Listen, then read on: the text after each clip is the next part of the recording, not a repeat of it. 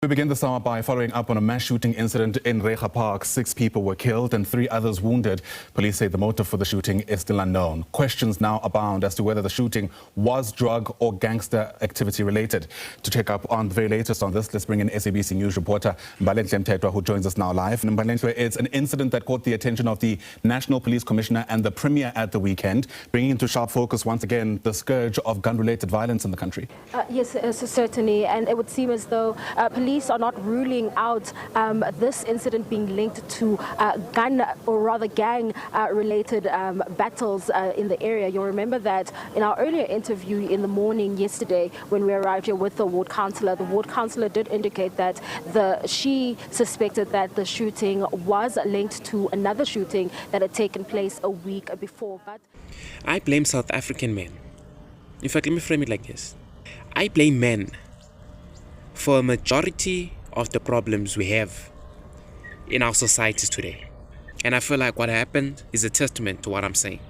I blame all of society's problems on men. I'm a misogynist, but I blame the men, personally. Call me a misogynist. I think it's all the men's fault, because the men are the protectors. And you're supposed to protect a society and prevent this shit from happening, by hook or by crook. We are aware of the issues that are happening.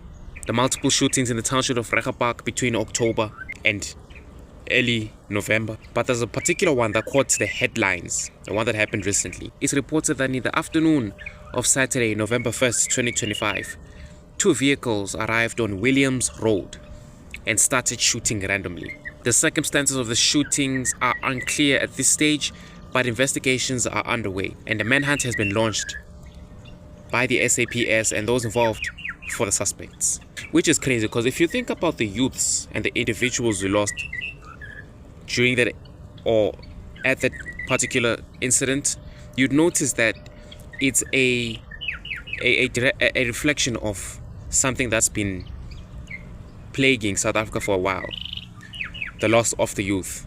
And it doesn't seem like a lot of people talk about that particular, you know what I'm talking about.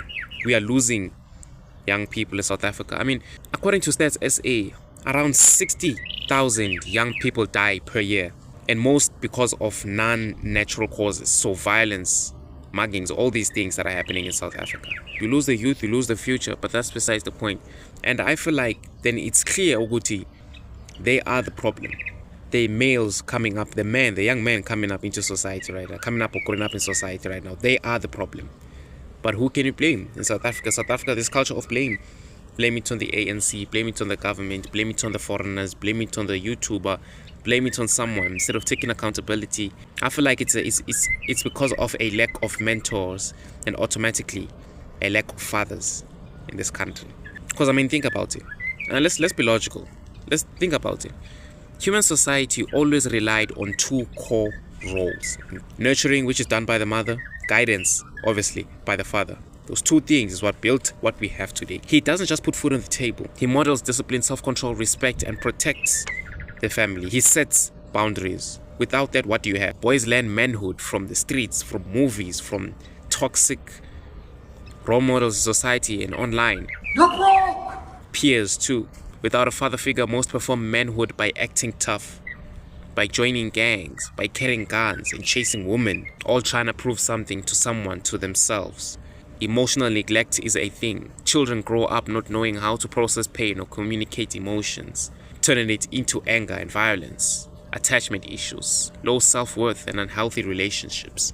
And someone out there still won't understand that their absence is literally destroying South Africa. Because if you look at the numbers, bro, it's astounding. Should I say outstanding? I almost said outstanding. Bro, it's scary. It's scary. I think I read a report, over 9 million children grow up without a father. You're a victim. Because of your absence, we have no behavioral guidance, leading to criminality, dropouts, no stable male protector, leading to vulnerability in teenage pregnancy. Have you ever thought about that? Have you ever? Because of you, we have no role model of responsibility. Generational cycles of absent fatherhood. Because of you, we have no economic support. And some of you may argue, would you stand the fuck up? Can a 10-year-old stand the fuck up? Leading to poverty, desperation, and survival crimes. Because of you, we have no value modeling, leading to substance abuse, loss of a moral campus. I don't know if it's the truth with most parents or most individuals, or most people who talk and say stuff and literally do them, say stuff about how I don't want my child to grow up the way I did, but I will still enforce a sense of responsibility and discipline, all those things, you know what I'm talking about. But there's also a huge amount of individuals out there who I've seen and witnessed who literally want their kids to grow up the way they do, who literally want their kids to suffer the way they did. I've seen it. You know, it's sad. You know, it's sad. After I watched the clip, for women to stand up, for mothers, grandmothers, aunties to stand up and say, you know what, we are gonna take charge of the community. I find it embarrassing, shameful. For women to take responsibility, for women to take responsibility for something men should have been doing.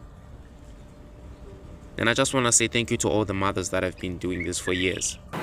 We need police in Reiger Park. We need leaders in Reiger Park. Us as mothers, grandmothers, we must stand up against these things. My sister is sick today because of her grandson. Strain the mothers and the grandmothers. I just want to say thank you to the mothers, because I feel like someone has to say it. There's no way. I mean, of course, we do have fathers out there. We do have fathers, and I don't overlook them. We do have fathers who are taking responsibility. Thank you to you too. And to the young ones growing up without a father, or without someone to look up to. Just think about Trevor Noah, Muteko Modise, Charlie Peterson. They did it. And so can you. That's all I can say. It's just a sad reality, man. It's just a sad reality. I mean, it's so sad, bro. Like, what happened?